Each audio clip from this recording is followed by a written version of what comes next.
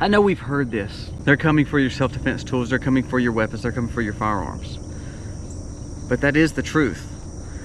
One thing I think we're missing right now is not just the fact that they're coming for those, it's the fact that I think they're coming for your man card, your manhood. So if you're a lady, you still need to watch this because your man needs to be stronger. But let's dive into a little bit deeper on the fact of these firearms, about what it means when we see men being almost emasculated. It's all because of culture, and they know if they can control the man, then they can control everything else. Stay tuned to this video. I hope this video helps because I want us to go through some major steps that I think that we're missing here in America. And if we don't watch it, there's not going to be any real men anymore.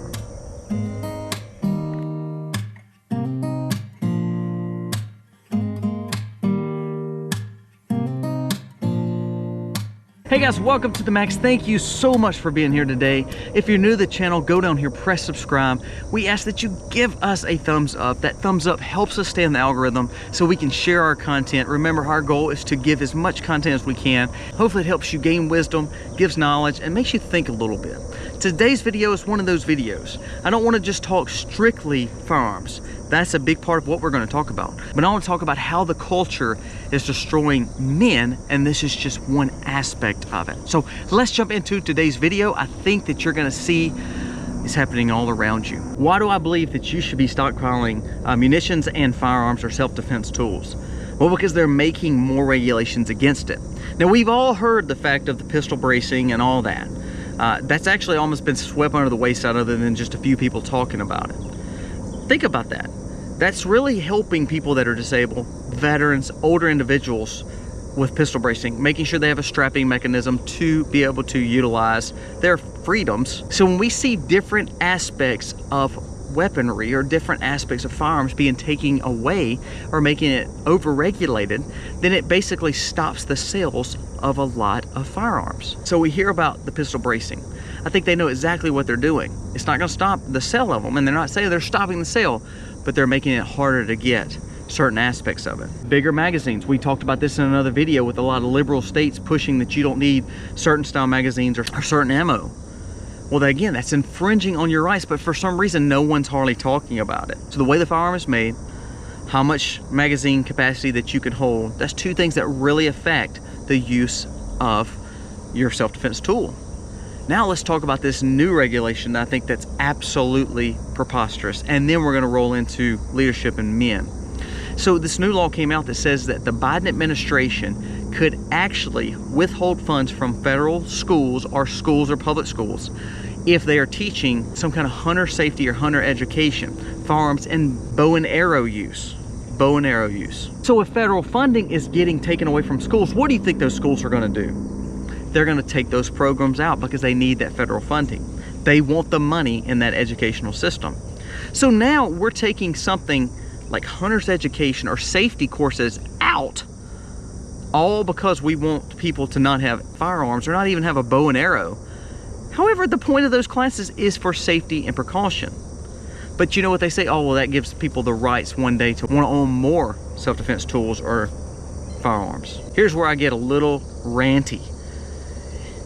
The more the regulation is put on firearms or even bow and arrows or self-defense or taking care of your family, the more you're gonna see control come from the government and over-regulation on every aspect of our life.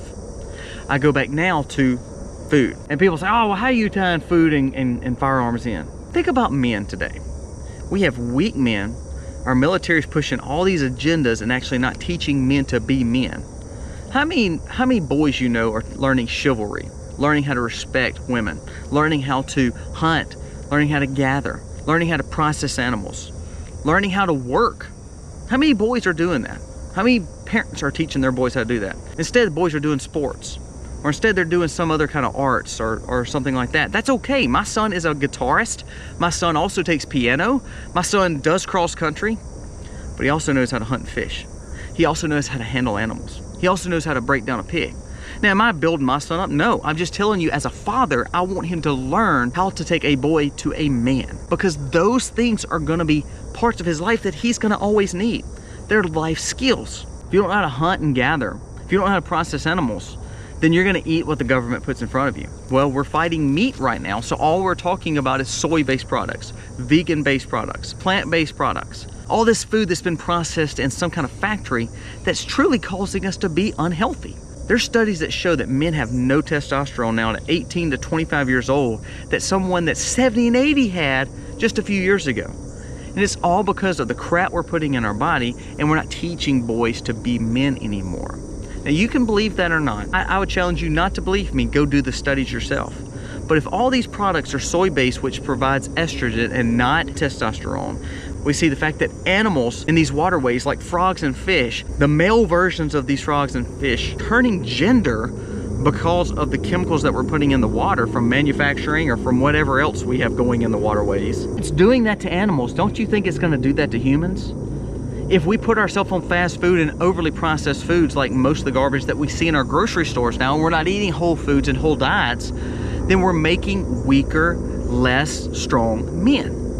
Well, if we take the self-defense items out, we take the hunter-gatherer item out of the man, we take the fact that men are not growing up with testosterone, which to me helps build leadership, which builds strength, viability to do the things they want to do.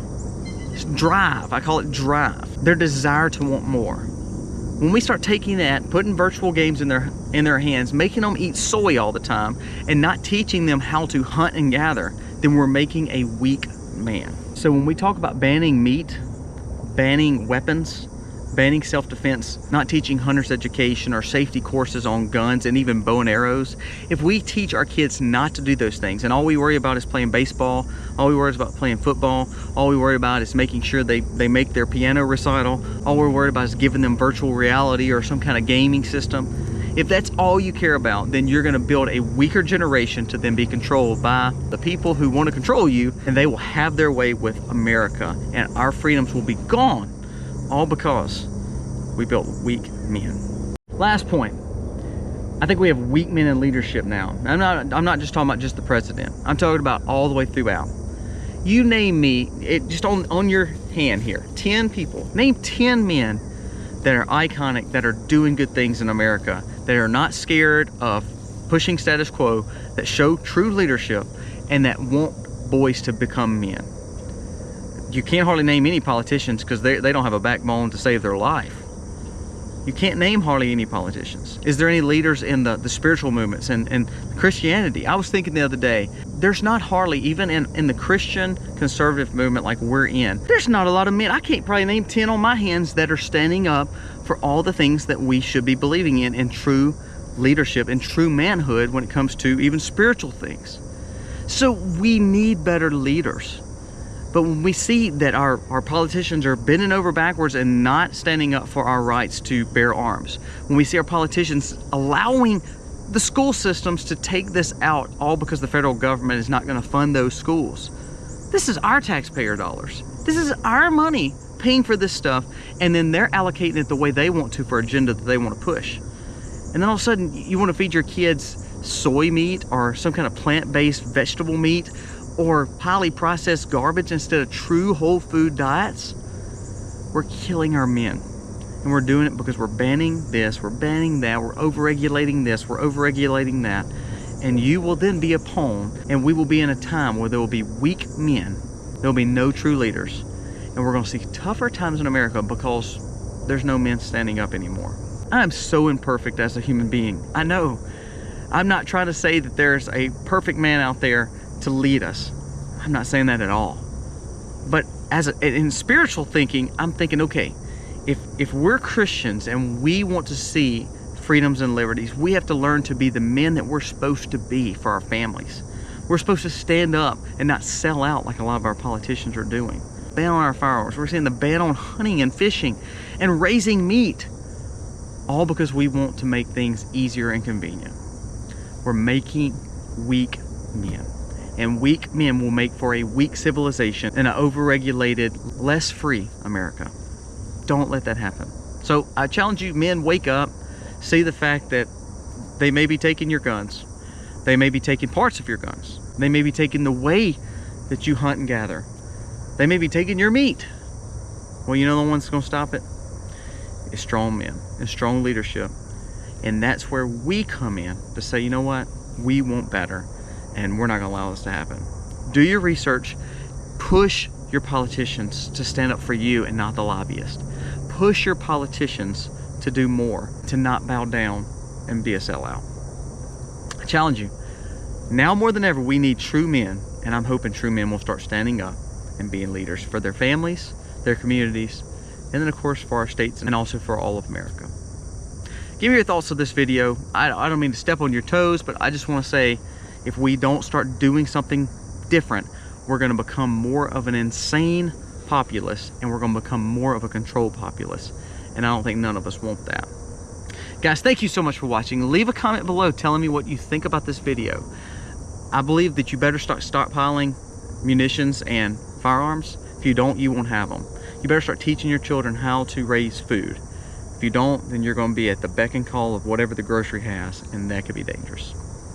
Guys, thank you so much for watching. God bless. Happy homestead, y'all.